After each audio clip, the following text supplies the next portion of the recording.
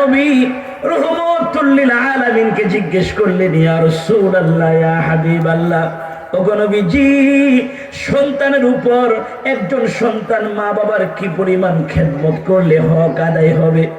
মায়ের নবী রহমাতুল লিল আলামিন সাহাবীর কথার জবাবে জানিয়ে দিলেন, আরে আমার সাহাবীরা, মা বাবা এত দামি, এত দামি। রাসূল বলেন, ক্বালাহুমা জান্নাতুকা ওয়া নারু। জোরে বলেন সুবহানাল্লাহ।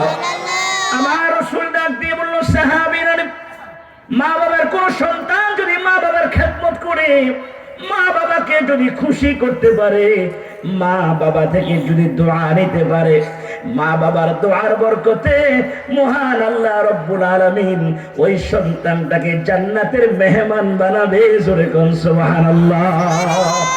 আর যদি সন্তান মা বাবার সাথে যদি বেয়াদবি করে, মা বাবার খোঁজ খবর যদি না রাখে, মায়ের খেদমত যদি না করে, মাকে যদি কষ্ট দেয়, বাবাকে যদি কষ্ট দেয়, মা বাবার সাথে যদি খারাপ আচরণ করে, মা বাবা দিল থেকে যদি সন্তানকে বদদোয়া করে, ওই সন্তানের ঠিকানা হবে মাবুদের জাহান্নাম।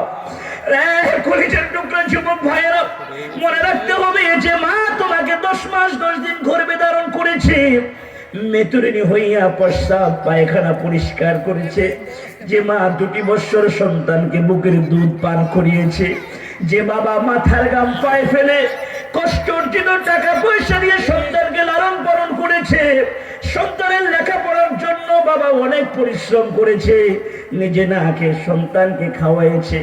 সন্তান যখন বড় হয়, প্রত্যেকটা মা বাবার স্বপ্ন থাকে সন্তান বড় হলে আমাদের কষ্ট কমে যাবে।